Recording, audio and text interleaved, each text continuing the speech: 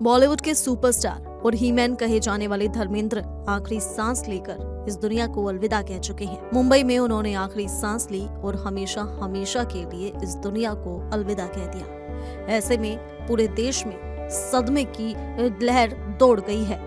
हर कोई उनके जाने से बेहद दुखी है। वहीं बता दें कि धर्मेंद्र की निजी और पारिवारिक जिंदगी हमेशा से चर्चा का विषय रही है। उनका पहला विवाह साल 1954 में प्रकाश कौर से हुआ था और इस शादी से उन्हें 4 बच्चे हुए। उस दौर में धर्मेंद्र अपने करियर के शिखर पर थे, लेकिन बाद में उनकी जिंदगी में हेमा मालिनी की एंट्री ने सबका ध्यान अपनी ओर खींच लिया। दोनों के बीच नजदीकियां बढ़ी और उन्होंने शादी कर ली। अक्सर बताया जाता है कि धर्मेंद्र ने दूसरी शादी करने के लिए अपना धर्म बदल लिया था ताकि मुस्लिम पर्सनल लॉ के मुताबिक 1 से अधिक विवाह कराना संभव हो सके। यही वजह है कि सालों बाद भी ये सवाल उठता रहता है कि कानूनी दृष्टि से धर्मेंद्र की कौन सी पत्नी वैध पत्नी मानी जाती है। अब बात आती है कि उस कानूनी स्थिति की जिसके कारण धर्मेंद्र की दूसरी शादी विवादों में रही। भारत में हिंदू विवाह अधिनियम के मुताबिक यदि पहली पत्नी जीवित हो और उससे तलाक ना लिया हो तो दूसरी शादी को कानून की नजर में अवैध माना जाता है। कानूनी विशेषज्ञों का कहना है कि चाहे व्यक्ति किसी भी धर्म में चला जाए,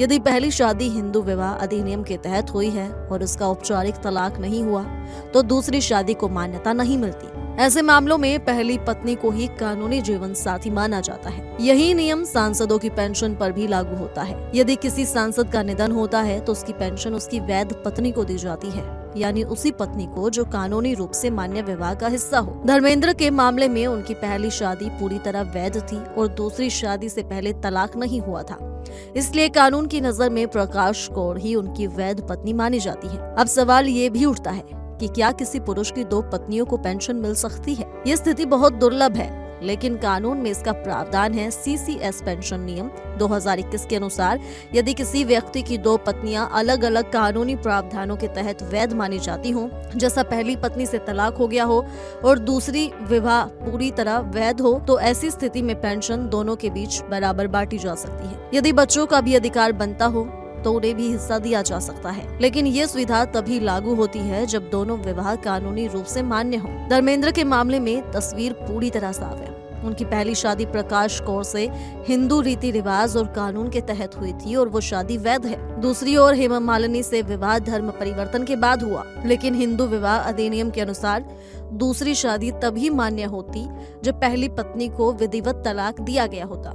क्योंकि ऐसा नहीं हुआ, इसलिए कानूनी तौर पर धर्मेंद्र की पहली पत्नी प्रकाश कौर ही उनकी वैध पत्नी मानी जाती है और यदि किसी तरह का पेंशन अधिकार होता तो वो भी उन्हीं को मिलता। खैर, इन्हें सबके साथ बता दे कि धर्मेंद्र अब हम सब के बीच में नहीं रहे। ऐसे में तमाम बॉलीवुड स्टार्स उनके अंतिम संस्कार में शामिल हुए। वहीं सोशल मीडिया के जरिए तमाम लोग, उनके तमाम करीबी, तमाम बॉलीवुड सेलिब्रिटीज उन्हें श्रद्धांजलि दे रही हैं। उनके चले जाने से बॉलीवुड के एक युग का अंत हो चुका है। धर्मेंद्र ने अपने फिल्मी करियर में एक से बढ़कर एक तमाम बड़ी सुपरहिट फिल्में दी हैं। लोग उन्हें हमेशा ही छोटे पर्दे पर देखना पसंद करते हैं। उनकी ऐसी कोई फिल्म नहीं है जिसे देखकर लोग उन्हें याद ना करें। अपनी हर फिल्म में उन्होंने एक अलग छाप छोड़ी है। ऐसे में बॉलीवुड के हीमैन का अंत हो चुका है। बॉलीवुड के हीमैन का निधन हो चुका है।